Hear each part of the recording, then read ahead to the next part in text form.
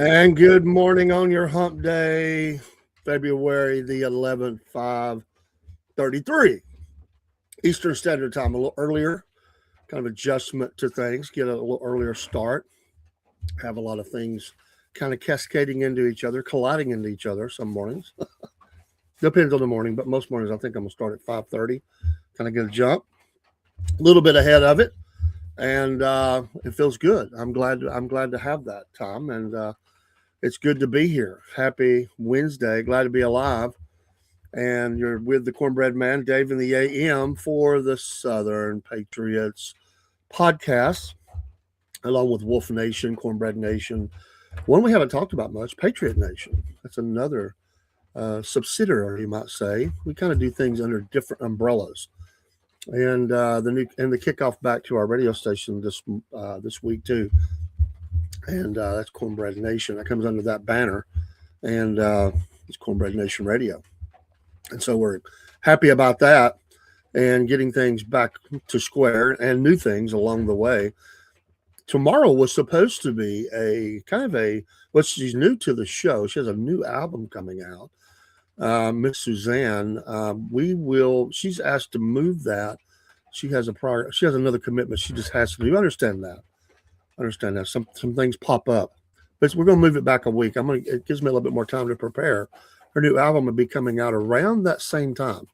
So I think we're recording it and then releasing it. I'm going to have to ask her about that because we were about a week ahead of her album release. She has an amazing voice. And I'm not going to tell her story at all, but she has a tie into a very famous blues player. And I've heard a little bit of that story, but I have not heard her total story or anything like that. Stumbled into this amazing person and the talent that she has. And her voice is wow. I mean, just amazing. That's all I can say. I hate to repeat that, but I was just blown away as I was listening to her. And I thought, there's no way she's going to come on. She's going to come on, because you get to a certain level, you're dealing with press agents and everything. And sometimes you can, sometimes you can't. They get a lot of requests, but she's agreed to come on and be excited to come on. So she thanked me so much for the change, and we're glad to do that. So for us, we try to stay very flexible in our scheduling to make sure that in case for us or the person, we try to hold to those schedules really tightly. But hey, sometimes things happen, and we try our best, to leave it very flexible as we can for the person that's coming on the program. Talked to Dusty Poff. I don't know if he's in there this morning yet. Might be a little early for him. So I'm gonna see if he'll just come on and co-host with us tonight on the Racing Hour. Dean, the Chaser Potts, Mr. PT Cruiser himself. That's an inside joke. Just basically, he had a bummer of a PT, and we like to have a little fun, so we throw that in there. And the Marine in the house, probably Biscuit Boy as well. So we should have a lot going on this evening. That's a lot of fun. Sports as well. We'll do our Super Bowl wrap up. Talk about Braves baseball and MLB and all that will be coming around the corner. And the big thing is Daytona 500. Daytona 500 coming along really quickly, and excited about that. I love the Daytona. If you didn't watch any other race, you just got to watch the Daytona 500. It's just one of those things. Well, let me see if I can get on the screen our morning scripture of the day. Let me share a screen here. And I love the pictures behind them. I do. There it is. A man's heart deviseth his ways, but the Lord directeth his steps. Proverbs 16:9. A man's heart deviseth his ways, but the Lord directeth his steps. Amen. If it wasn't for the Lord leading me and guiding me every day in my steps, if I listen, I'd be a mess. And when I try to take over, I do make it a mess. So there's your scripture for today. I like that. We'll just roll right into our National Day, and we've got a handful today. So we'll talk about that. It's National Latte Day. I'm not really into lattes, Are you into lattes? I'm not really into that uh, myself, but if you are, it's your day. You can celebrate it in an official capacity today and say, hey, it's National Latte Day. I'm really not into that. But I am glad. I didn't know they had this one, National Guitar Day. So if you are a picker, you like to play the guitar. I have a couple, and I'm not even considered in the picker class. I got to get back to practicing. But I have an acoustic and an electric, and I love them. I love guitar. Wish I was better at it. But it's an amazing thing, the guitar. Maybe outside of that, you could think of maybe like a harmonica or something, which has its own ability of sure, but you can't do as much with that. But a guitar, you can throw it over your shoulder and you can go to anywhere and sit and pick. It's not. I remember when the Allman Brothers. I read Greg Allman's biography of him. He wrote for himself, and he was very open in that biography. He showed a lot of his warts and skeletons in the closet. He's very forthcoming. Can I say he released them all? Probably not, but he did a lot. But he played the organ, the old Hammond, and I think he weighed about 400 pounds or something like that. And they played places in New York where you had to go upstairs and stuff. So it was amazing sound. But can you imagine trying to get that thing around to gigs? Somebody with a guitar, an acoustic. They don't have to have an amp or nothing. They just show up with a guitar and they play. And you go into a city and there's people playing on the street corner, on bridges, that you walking bridges. They can walk into anywhere. And if they want to amplify it, they got a mic or something they can put up there in front of them. They can sing, put one on the guitar, you can even hear it better. And guitar is just one of those things you can walk out in the middle of woods and you can play. You don't have to have any electricity or anything like that. You just have to have your own talent, own imagination, and go and play the guitar. So today is National Guitar Day, and everybody has their favorites. Favorite kind of guitar, whether it's in the acoustic version or the electric. I'm a big fan of a couple. I like the Jacksons and I like the Gibsons. I'm nothing against Fenders or anything. I like them, but I really like the Jackson guitars, and I really like Gibson. Gibson is obviously legendary, which most of them are. I mean, nowadays, most of the ones that's been out there for a long time, but they do have different sounds from the Fender to the Gibson to Jackson. So yeah, National Guitar Day. Think of your guitar heroes, if you want to say that way. Maybe you don't think of them as a hero, but we do appreciate the music that they bring into our life, and we think about the time that they put into playing, the hours a day. Even for the very legendary ones, if they don't practice, it starts showing up. You have to continue to practice your craft. That's with anything. So it doesn't matter that you're legendary. I remember one time, I think he had taken a break. He still plays, but I think he's playing a lot more now. I remember Sammy Hagar and somebody else went to see Ted Nugent, and they were talking about how just he could still play. But they said obviously he hadn't practiced in a bit, so they could see that as guitar players. Like, okay, he was a little bit slow on this, or he kind of missed that. But he plays a lot, and he's 70 something years old. I mean, if he never played another note or practiced, I mean, his work is out there. National Inventors Day.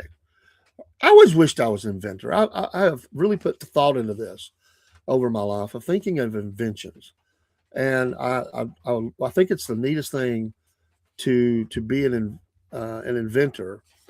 And I remember years ago, this just goes back decades, not just years, decades. In my area, there was a guy who invented a piece on a tool that's pretty well known, very well known, matter of fact.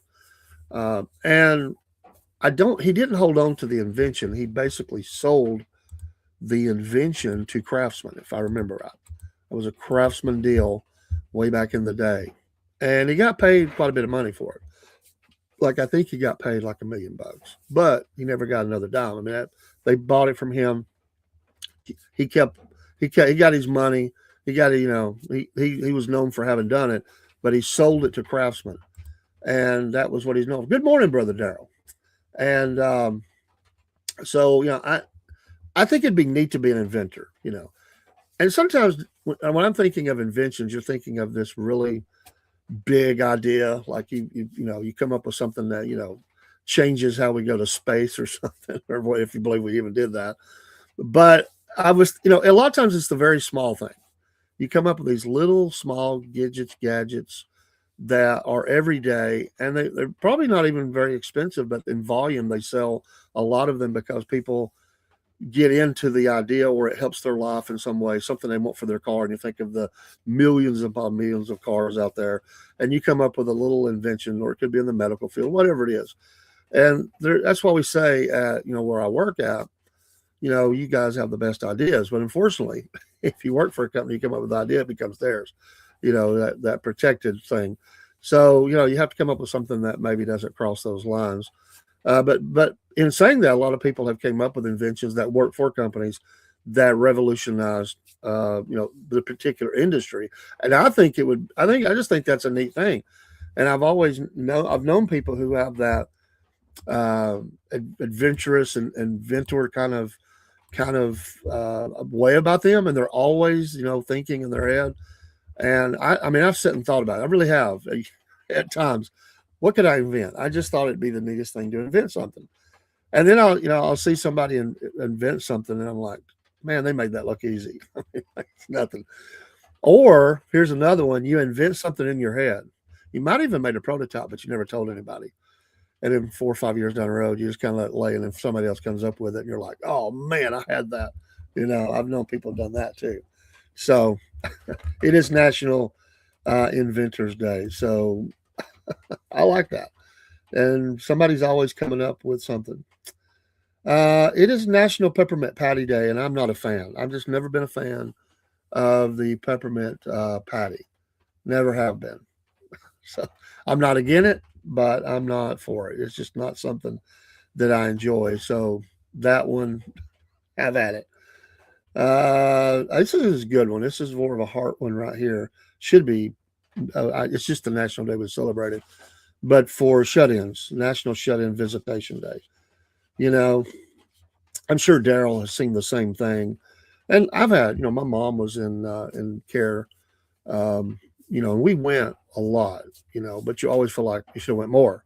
To see your parent or somebody you love that's in a nursing home or something like that. With life and everything you're flying, you would go. But we went a lot. We went at different times of day too, just to make sure everything was good. We wanted to know we were coming at every time of day, to make sure.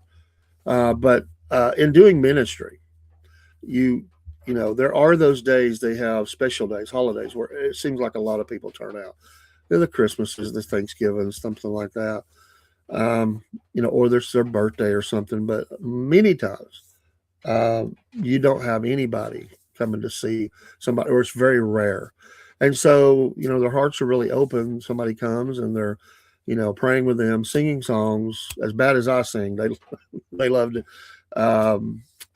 Preaching, sharing a word, listening to them, just encouraging them. They would always say the same thing. My mom would say this: "Thanks for coming." And I would say, "You don't have to thank me. It's my duty and my honor to do that." Hello, Miss Kim. God bless you. Snoopy Peppermint Patty. Well, I think it's the candy, but I was thinking about that when you said that. Uh, having my afternoon, Ernest is having my afternoon tea here in Pakistan. Pakistan. Enjoy your tea. Be safe, Pakistan. But Snoopy Peppermint Patty.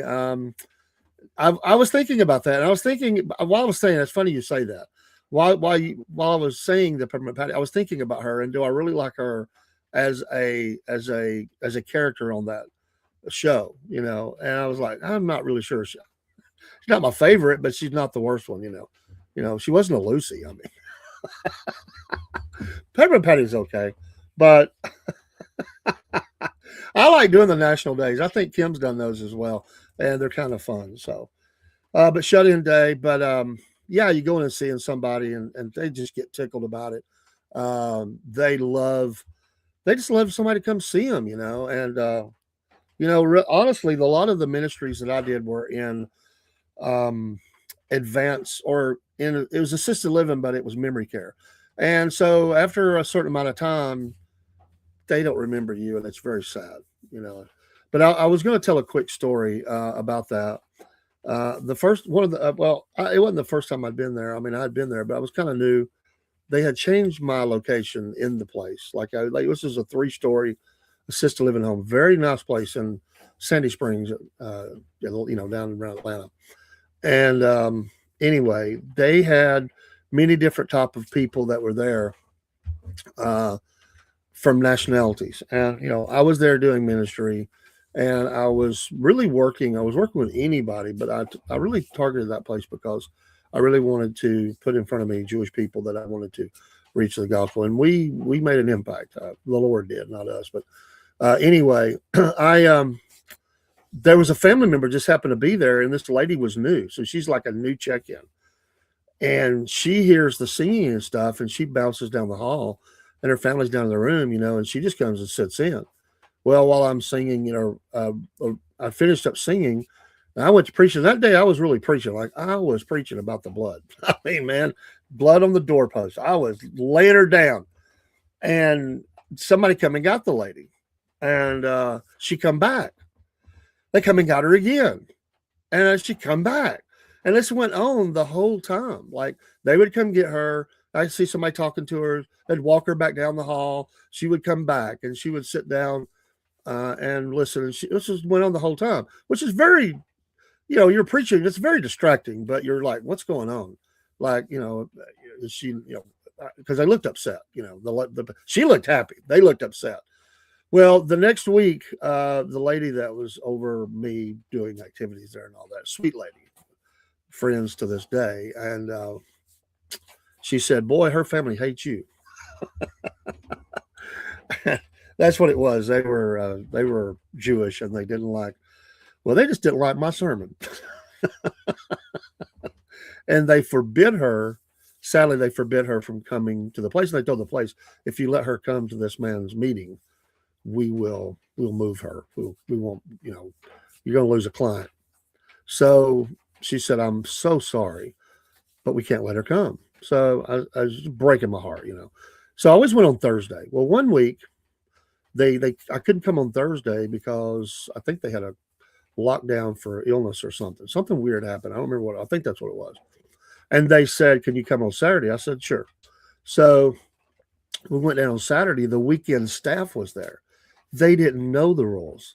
She comes back, and I'm sitting here going, "Okay." I tell my wife, like whispering, like, "She slipped in. She's here. This is great." And I just felt like in my spirit, this was big. This was big, big. And we gave, we did the same thing. Long story short, we gave the invitation for prayer to receive the Lord, and she bowed her head and prayed. She died 4 days later. 4 days later. And I always knew that more. I knew that it was big. I knew that it was, I just felt like, I didn't tell my wife because I didn't want to upset her, but I just felt like, see this lady again. I think this is it. Go for it. Don't, this is the day. This meeting is for her. This meeting was set up for her. And you just know that stuff. But anyway, Ernest says, "I miss those blueberry muffins on Amtrak rides. There has to be a national international blueberry muffin day," and there is, and I've covered that. There absolutely is. I don't remember the date, but there is one for that, Ernest. Absolutely, there is one. So anyway, let's move on because there's more. But go visit those that are shut in. National White Shirt Day. Well, I'm out because I didn't wear a white shirt. Is this like the wife beater thing? Like what? They're showing people in white T-shirts, but I'm thinking, is this? And I hate to say it that way, but that's what we call the wife beater T-shirt. I mean, it's what everybody says. Is this? Oh, he says like Pakistan. I was trying to get it right. I just left out that the Pakistan. Oh, National White Shirt Day. I don't even like wearing white shirts because they're so easy to get dirty. I mean, at a factory, like I work, even doing what I do as a manager, you don't wear white. You just don't do that. You're taking a great risk. There's dust and everything, a little bit anyway. I mean, you're always going to have a little bit of that. Okay, here's one for you. It's National Don't Cry Over Spilt Milk Day, which has become a major saying over the years. And I guess this goes back to milking cows and the bucket getting kicked over. You know, I'm just assuming. I didn't look it up, but National Don't Cry Over Spilt Milk Day. But that's become a catchphrase for a lot of things, right? So I don't know, but don't you hear that expression a lot? Don't cry over, don't cry over spilt milk. But a lot of these have they go back in history. They have a they've come from something. I like the marine ones, not the the soldier marines, but like on the water and all the sayings on ships and stuff. There's a lot of them. There's quite a few that are really cool. But that's your national day today. That's pretty good list. I mean, that's pretty good list. I can be with all of them. I'm not really, like I said, I'm not really going to celebrate with a peppermint patty, um, big cartoon character, or I guess I could do the cartoon character and not I've ate them. I just don't like. I don't like that. I don't like that peppermint. I'm not a big peppermint fan. Maybe for like the one you put the peppermint in your mouth. Those are okay. I'm still not a big fan. But I'm not a latte fan. I'm not a latte fan. So that would be the one that loses out for me today. The rest of them, and maybe white shirt. I just don't. I don't think I could celebrate white shirt. I don't know that I even have a white shirt anymore. Even dress shirts, I do color. I just do different colors. I used to do it all the time. I don't even know if I have one anymore. If I needed to wear one, I'd have to buy one. I just don't do them because it doesn't fit in my world. So anyway, so we got the scripture, got the national day. Let's do the birthdays today. Let's see who's on a celebratory level. And that's not going to work. We got to go to the right day here. Let's see here. Boy, it's raining.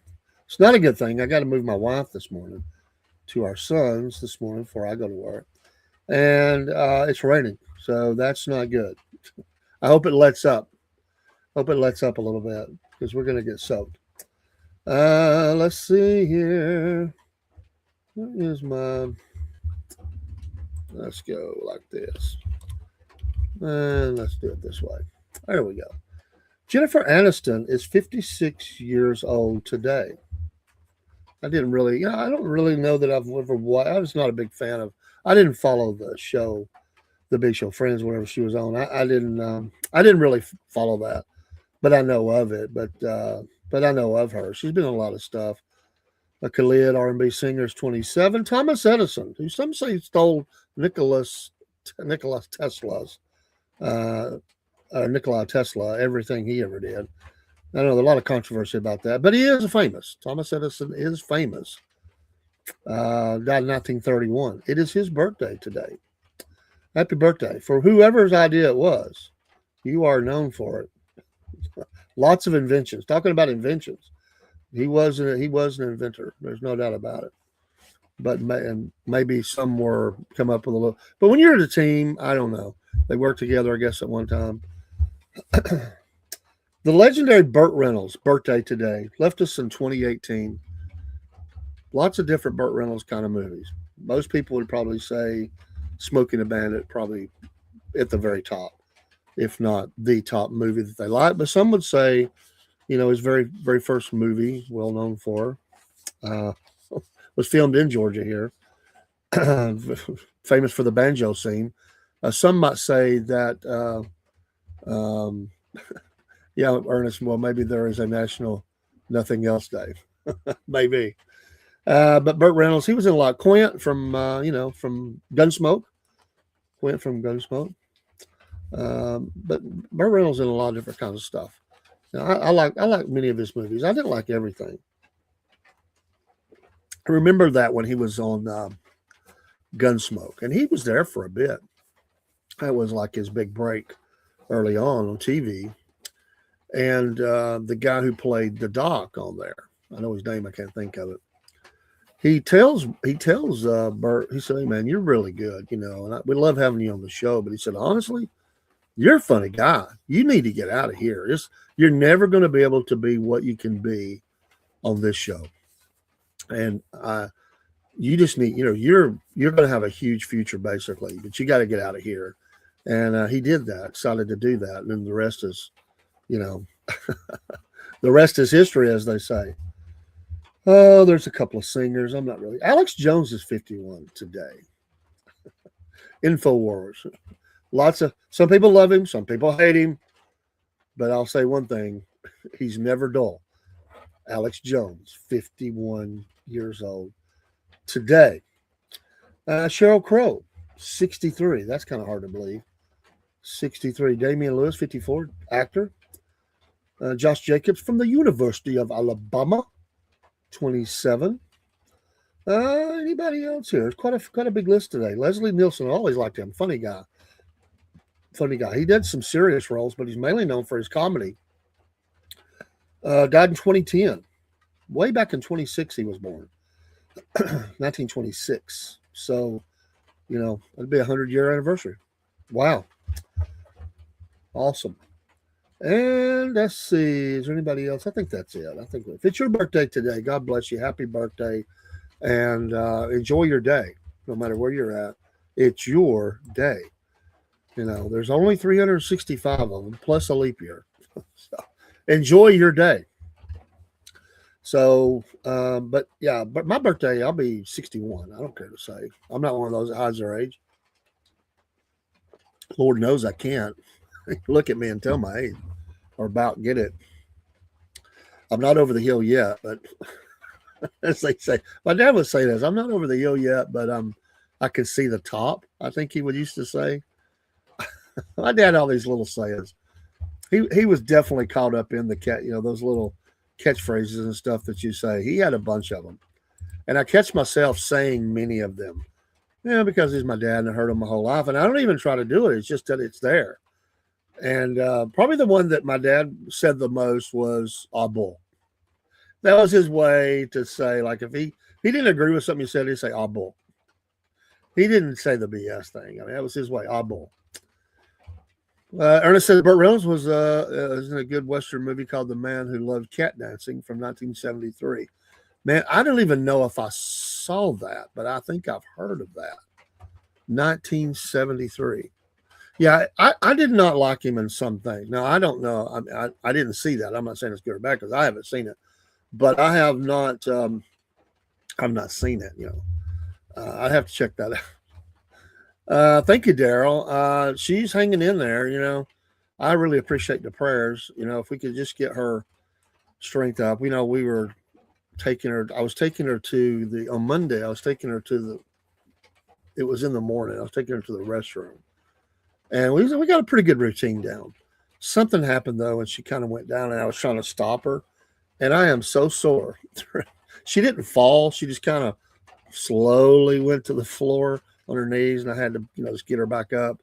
And I have been, my arms have been, my shoulders have been, they were hurting Monday, but yesterday, I was off work yesterday. I had to get a few things done. We were trying to get a few things done for her at our son's, because it's where I take her when I work. And he's there. He works nights, and we have other family that is there. And they keep an eye on her. Some days my sister watches, and some days it's me. Depending in the evenings, all evening, and everything. I got her. But thank you for the prayers. Just keep praying for her. Just get her stronger. She's hanging on. We had a good time last night watching an old Walton show. She was laughing at Grandpa. She likes that show. So thanks for that. I really, really appreciate that. Our small town shout out today is Colby, Kansas. Colby, Kansas. I've never been to Colby. But it is our shout out town today is Colby, Kansas. And as of the 2020 census, they have 5,570 people. They're definitely a small town. It is the county seat of Thomas County in Kansas. In 1882, a post office was established near the center of Thomas County. Area homesteaders lived under harsh conditions in sod houses, creating demand for a town to provide lumber and other provisions to incoming settlers. J.R. Colby, a local land assessor and preacher. You got to have a different gig going on here. And a preacher obtained a patent to establish the town in April of 1884. And land was acquired for the town site 3 miles south of the post office in March of 85. It'd be 1885. And the following month, the Kansas Secretary of State issued the town charter. Kansas Governor John Martin named Colby the county seat in 1885, and the city was incorporated in 1886. The Union Pacific Railroad reached the city in 1887. Man, they were doing big to-dos every year. And the Rock Island Railroad followed the next year. So there you go. Colby, Kansas. I've never even been to Kansas, to be honest. I don't think I've ever even been in a town in Kansas. So I certainly know I've never been to Colby. Never been there. I've been out in some of those states, but I've never been to Colby. Colby lies on the south side of the Prairie Dog Creek, a tributary of the Republican River. How in the world they get that name? In the High Plains region of the Great Plains. A small tributary of the creek flows northeast through the town. Located at the interchange of Interstate 70 and K-25 in the northwestern Kansas. Colby is 212 miles east-southeast of Denver, 232 miles northwest of Wichita, and 347 miles west of Kansas City. So that's a wide, long state, like Tennessee or North Carolina. So that gives you kind of an idea of where it's at. The city has a total area of 3.38 square miles. Not much, right? So anyway, there you go. Shout out to you if you are in Colby. Shout out to you. We salute you in Colby. If you could just do something when you're, like something big, you become the first, you get your name. Like Daryl Broom, if he did something, he could have a town named Broom. I could have a town named Cordell, and Ernest. It could be, Dempsey City, Miss Kim. I don't know Miss Kim's last name. So we just call her Miss Kim. That could be the name of the town, Miss Kim's, or just Kim. Kim, Georgia. That'd be a good one. Where do you live? I live in Kim, Georgia. Or we could use the name Kim's Coffee Talk. Shout out to her for coming in. I hope she has a great show today on Kim's Coffee Talk, which goes live in about 25 minutes on Rumble. And if you don't have Rumble, get one today. You need Rumble. It's just a great platform, and it's one that's going to be there no matter what happens. And we're brought to you by our coffees, and I want to shout out to those who have just ordered coffees. And one of the friends of mine did a sample pack, so he would kind of try different ones, being a blessing to the podcast, and also ordering some coffee. We got all that flipped over. Wolf Nation coffee, totally rebranded, same great coffee, same great price. There is the price that you pay, the shipping's included.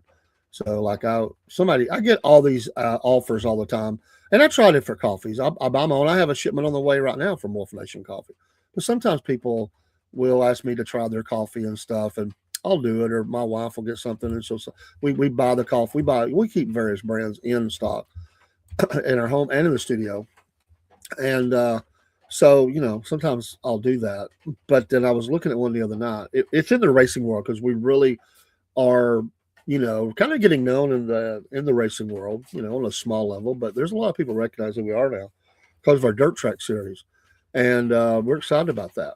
But there's a racing coffee company, and they sent me a link, and I'll be willing. I'll order a pack to support them and try it. But I was looking at their prices, and and I get it. It's the same price as ours, but then they got added shipping. That's just the facts. That's why we beat everybody if it's a mail order. That's what I was telling people. Is it higher than you can go down to the local store and get it? Yeah. But you got shipping. You don't have shipping down the store. They've got all that built into their volume. But so his was $20, which is a good price for that size or whatever. But then you got to add in the shipping. Well, our 12 ounces are anywhere from $18.50 to $19 or $20, according to blend. But that is shipping included. It's very much we made it very affordable. You get up into the higher volumes, we bumped it up a little bit.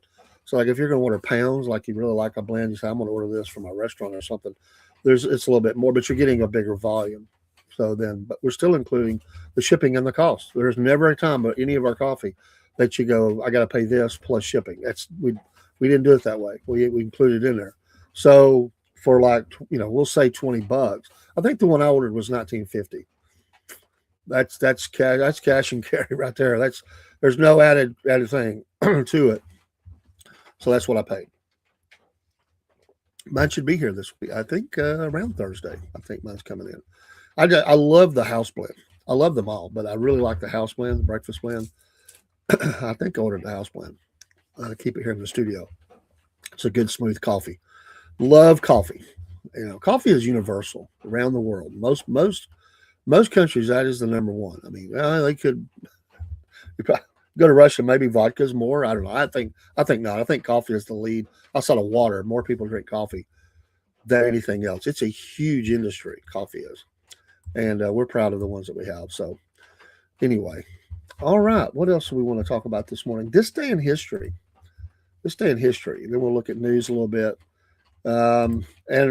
Related to what's going on, and was bad for us in 1979, the Ayatollah Khomeini came to power in Iran, and the president is on go right now, and they basically are saying, if you don't come to a deal on these weapons and what you're doing to the people, the jets are in the sky. That's what retired General Blaine Powell said to the press, that the president's, that's what he's saying.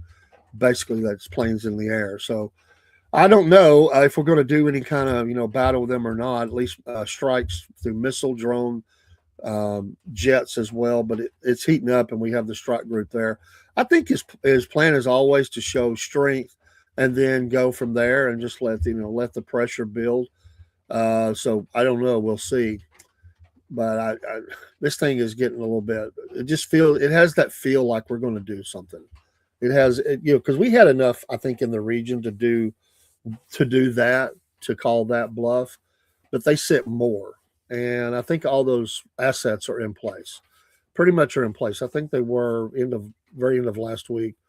I think they were pretty much in place. So now the negotiation goes on, and is there going to be, is there going to be anything? Because we think back to the hostages and stuff. What a horrible time. There was a lot of things I didn't like that were I think bungled by the administration at that time. It was whether some people didn't like Ronald Reagan. I thought he was great. Did he do everything perfect? No, but he brought a spirit back of patriotism. We were really beat down at the end of the 70s through all the stuff. The 70s were a rough decade through many things. War, the Vietnam War and how that was winding down, the protests, the assassinations that were still occurring in the 70s, my gosh, the Jimmy Carter years, the energy costs were up, gas shortages, just horrible. And then rides in the California governor on his horse with his white hat. And he has the little quibs and jokes that he could do. And he faced down Russia, and he just brought back a spirit of patriotism. And the main thing is, as soon as he was sworn in, those hostages were on their way to release. They knew better. Jimmy Carter, I know he's deceased and all. I'm not going to trample on the grave, but it is fair to judge history. And I'm sorry, Mr. Rest in peace. I think he did some good things. He did a lot of things I didn't like too. I guess that's fair for most men. But he took credit for that. And he tried to act like that was his negotiations that caused all that. I'm sorry, bro. If that's what you want to believe to carry with you the rest of your life, that's fine. But I think most of us know what was going on there. Ronald Reagan sent word and said, if those hostages are not released, as soon as I'm sworn in, we're leveling Tehran. I have no doubt that he told them that, because they didn't mess with him. They went back in the little hole that they were in, and they didn't rise up too much during those years. And certainly he told Gaddafi the same thing in Libya, and he wanted to test him, and when he flew the jets over the city at low altitude, and also killed one of his kids, putting a missile right into their palace or presidential areas or whatever. Then he went in a hole for about 25 years, and literally came out of a hole and went back. Now he's in the hole because they killed him over there. But Ronald Reagan said, that's it. I'm telling you. So by the time he was being sworn in, they were releasing the hostages. It was at 444 days or something like that. Come on, Mr. Carter, President Carter. You had in the failed rescue mission. Oh my gosh, the whole thing was bungled. And it's just that same feeling of weakness. We came out of an administration where we're feeling very weak as a nation, and then back into a position of strength. And Reagan, for his part, he said to the Russians, Yeltsin said, we got Star Wars. We'll bomb, we'll knock any missile you got out of the sky. Sit back down to the negotiation table, or else. We didn't have it. It'll never be known. Some say it was one of the greatest bluffs ever pulled by a president. Others say it was early signs of the dementia. For whatever reason, he backed the Russians off. So of all the second term had its difficulties. It certainly did. Of course, the assassination attempt on him. But the Iran Contra affair, there were things that didn't go well in the second term. It was people had, second terms are filled with people leaving the administration. And by the way, this is President Trump's second term. Some say third. Officially, second because, he can't serve three, but saying it was elected and should have been or was. But anyway, in the second term, after the midterms, I suspect you'll see maybe in a little bit different way because Trump's administration is just different than everybody's. But I think you'll see a few defections. You've already seen a couple from the president. After the midterms are over, you'll see more. There'll be some people that will leave in the second term. They'll have their 2 years. They can claim that, write their book, go on the speaking circuit. I wouldn't be surprised to see Kash Patel gone after the midterms. I just believe that he is not going to be there for the 4-year term. I just don't believe it that he'll stay there. I could be wrong, and we'll see. But I think there's a good possibility that you'll see him leave. Certainly by the 4th year, you'll see a lot of them gone. And it's not just there's different reasons for that. One of the difficult things is the time factor. It's a draining job, no matter your job, especially the closer you are to the president, the staff, and people that are around him every day and the travel. And it is a very demanding job. And look how 4 years the pressure of being a president ages presidents. I mean, it does every one of them. And, President Trump, his age, he has an amazing vitality, but he's going to show that by the end of the term, there's no doubt, because he's aging anyway. And just there's a lot going on. There's a lot you have to consider every day, but the staff is just constant. It's a 24/7 job. You're not getting enough sleep, and it's very demanding. And so you will see that eventually. You want to have a life, and really, while you're doing a job like that, your life is with your kids and your spouse. It's taxed very much so. And I'm no expert, but you can look at them and they'll tell you. Living in the Beltway is expensive. It's not fun. That's a horrible place, really. But and you just you're not if you want to get back to a more normal life, some of them are lawyers. They'll go join a practice somewhere. Some of them will get into other things. Some of them may even run for office. They've made a name for themselves. Like I say, they'll write their book, my experiences or something, or they'll join the TV as a paid expert, to talk about. There'll be a lot of them that get that gig. So this I expect, and so the midterms is a really big deal for a lot of reasons. The seats that are up and seeing how that falls out for the administration, and then the changes that will occur, and there will be changes that will occur. Carolyn Levitt, the spokeslady for the president, said pardoning Maxwell not a priority for Trump. Some people are calling for that. Why? She's guilty as sin, and why should he pardon her? Anybody that's connected with Epstein should be no pardon. Representative Fine said the Super Bowl halftime show pushed drugs and profanity and other things as well. That's from Newsmax. Let's see here. Back to Iran, Trump is weighing a second carry if Iran talks collapse. You see what I mean? The buildup. It's just like that's a lot of strike force to put into a region, the second carrier. And usually when you do that, again, I think this is a pressure, a power play to say, Iran, we're not going to play here. We'll send the second carrier. But if that happens, you're going to see things amplify. So the window is very small, and I don't think they'll listen. They're radical. They don't care. They don't care about their people. They're not going to do that. So I suspect something will happen. The bridge was shut down. The president shut down the bridge, one of the bridges between Canada and the United States. The Canadian Prime Minister says the bridge issue with the U.S. will be settled. Well, it's going to be because they're losing big time on that deal. Vice President J.D. Vance, a quote, reasonable to seek benefit in Greenland. So that kind of pops back up in the news. Texas sheriff shut down won't stop ICE because a lot of people are there. That was not funded. Help the Homeland Security. They'll find ways to fund that, though, even if they don't do that. ICE, the work of ICE will continue to go forward. Let's see here.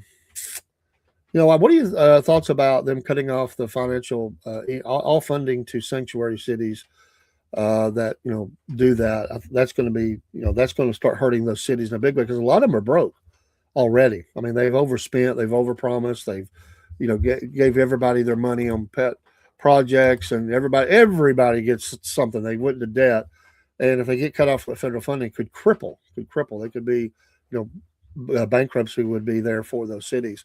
Just interested to see what will happen with that as we move forward.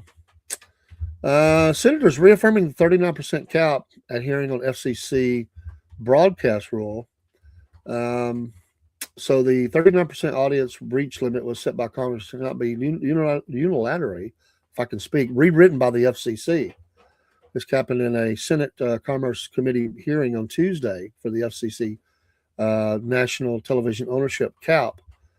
The hearing, governed by Chair Ted Cruz, Republican Texas, or convened, by Chair Ted Cruz, Republican Texas, with ranking member Maria Cantwell, Democrat Washington, examined whether the decades-old ownership restriction remains appropriate in a media landscape transformed by streaming services, social media, and digital advertising giants. At the center of the debate is a rule prohibiting any single broadcast television company from reaching more than 39% of U.S. households. I didn't know that was the number on the percentage. I knew there was a percentage. I didn't know it was 39%. Nexstar, already the nation's largest local television station owner, is seeking to own stations reaching 80% of the U.S., significantly exceeding the 39% threshold if its deal is approved. Cruz opened the hearing by acknowledging that media ownership rules were crafted in a different technological era, but cautioned against dismissing their continuing relevance. Quote, if there's one thing that's clear, it's this. Current media ownership rules were written in a vastly different technological age, Cruz said. Yet, even in this fragmented landscape, the media's ability to shape national discourse remains powerful, making questions about market concentration as important as ever. Cruz and Cantwell appear aligned in their understanding that the 39% cap is statutory. Several senators underscored that Congress codified the limit, meaning any fundamental change would require legislative action rather than administrative reinterpretation. So this may kill that deal. So if the Nexstar Tegna deal goes through, a single company will control 265 stations capable of reaching 80% of the households, more than double the current cap, Cantwell said. For nearly half of their audience, 100 million people, and that's a huge market share. Nexstar would own one or two more stations in a media market. Now that concerns me. Cantwell questioned whether further consolidation would narrow viewpoint diversity and reduce competition in local advertising and retransmission negotiations. She echoed Cruz's view that statutory cap is not easily altered by regulatory fiat, reinforcing the bipartisan sentiment that Congress retains primary authority over the limit. I think that would kill that deal. I don't know, how could you do 80%? So I would think that they will go against that. I think that's a pretty good indicator. I mean, we're not talking about 41%. We're talking, 80%, 100 million viewers. And however that's crafted, there would be people really upset depending on how that shook out. So I definitely can see that issue with that. So a little bit from your news. Again, tonight, don't forget, we're going to be talking about the Daytona 500 Speed Weeks and all, and looking forward to that with Dean Chaser Potts and the Marine and probably Biscuit Boy be in the house. And we'll see if we can get Dusty Poff on from Poff Racing up in Ohio. And we'll talk racing. We're going to catch up a little bit. I don't think there's any guests tonight on this one. We've got 3 or 4 guests coming up on the racing hour, but not. I did notice that our guest, boy, I'm gonna tell you, Miss Jessica Power, that Power Racing team, she's powered. Let me tell you, she's been winning. She's been kicking butt. Give us a follow on our Facebook SFP Racing Hour. We have our own Facebook page. Follow that, and we forward a lot of her stuff out, and all of them we can. She is killing it, and there's a couple others are as well, different classes and stuff. But she is busting it. I mean, wow. So let's see here. Back to the Epstein records. Speaker Johnson will examine Epstein records. So they've been naming other senators' names or powerful people. I don't know if they're senators, but powerful people that were in the redaction. But he says he's going to examine them, personally review the unredacted rec files now being made available, signaling growing momentum in Congress to scrutinize long-sought records tied to the late financier and convicted sex offender. Speaking to MS Now, Johnson said House Oversight Committee Chairman James Comer, Republican Kentucky, and other members are already examining the documents which have been placed in a secure facility for congressional review. For me, it's time. I've got Chairman Comer and many of our colleagues that are going down to comb through that. That's 3 million records. Hopefully they've got a staff that's kind of filtering stuff to the top. You're going to be there for a while. I'm sure they're all putting that in digital so they can just do searches and stuff. He says, I have a lot of faith in him and the ability of his team. So we'll see. Do they do anything? Do they? Some people want some arrest. We need to have something happen. Good morning from the UK. Appreciate you dropping in, Alex. And we appreciate you stopping in and saying, hey, King Charles will cooperate in probe of brothers' Epstein ties. Brothers should be in jail. Let's just say that. Cooperation should be cuffs on the man and go to jail. He's as guilty as anybody. I mean, I think they've got enough, but that'll never happen. Speaking from the UK and the royals, you think about the king. He waited all this time to be king. All this time, he waited for mom to move on from the scene. Waited his time, patiently. Some say impatiently, but anyway, he was going to be king. And he becomes king. And as he becomes king, right before and during and after, his brother becomes the scandal of the world. They are so, he hates his guts. Just say that, it's very evident. He hates his brother's guts. And it won't go away. The story won't go away for him. I'm not saying it should go away. I'm just saying for him, the boy who would become king, he can't get his brother out of the way. Like, they stripped him of his duties. They wouldn't let him wear the uniform anymore. They took some things some things away from him. They put him on the back 40 of the property. They say he's still living big, but he doesn't get to do some things he used to get to do. They put him in the penalty box, and the story just keeps getting worse for the king. He has to hate this. Every day he gets up and he reads the morning news with his whatever he drinks in the morning, and he has got this in his face. I mean, even if he likes it or don't, whatever, you got to think about it. And yeah, I think you're right. I don't discount that at all.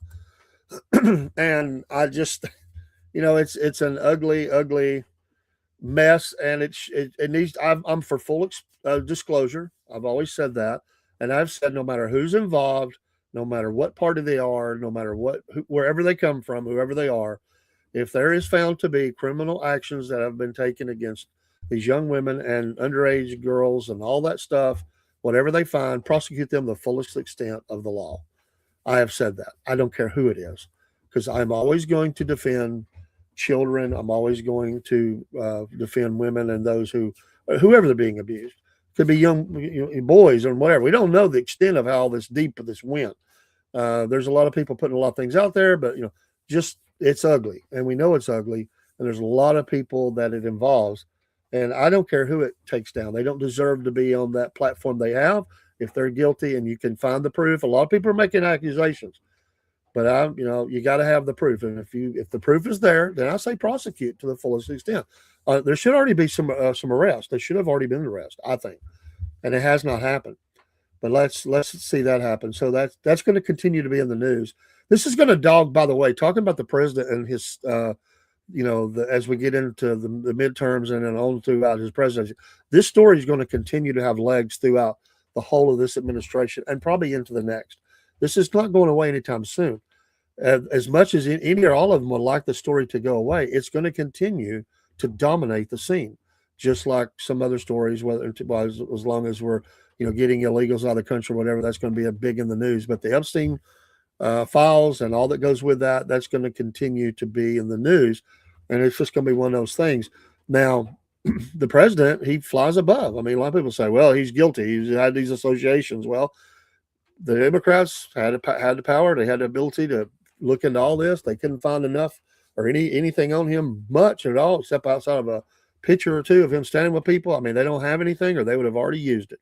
So those people thinking it's going to massively explode. And some people say, well, they got rid of it before they, downloaded. I can't say who did or who didn't do what, but I'm saying this, that if the Democrats had that at all, they would have already had the execution of a man. I'm telling you, they were wanting that, and they didn't get it. So, but there are some other people. There's going to be more executives. They're biding their time to see if it comes down. But there are names out there that's going to come out of this, and there's going to be people that are going to lose their job for sure, step down, and in some cases maybe. And right now there's a lot of maybes. But right now, where's all the arrests? Where's the indictments? We don't see it, right? All right, that's your show this morning. I do need to get out early and got to get out in the rain and move my wife, and we appreciate you. Thanks for everybody stopping in. Have a wonderful day. We'll be back tonight with the Racing Hour, 6 p.m. Eastern Standard Time, the Racing Hour and sports, and I'll probably do a music show as well. We're going to talk about our albums out of the vault, and we're going to talk about a new group, and I'm not going to tell until we start that night, but you'll like the group. If you're classic, you're going to like the group. Take care. Again, have a blessed day. Like, forward, share, all those good things. I am the Cornbread Man for the Southern Patriot Podcast, and we appreciate you. Thanks to my co-host, the Cat Lady, Dean Chaser Potts, Biscuit Boy, and all others that come on the show. We'll see you soon. Take care.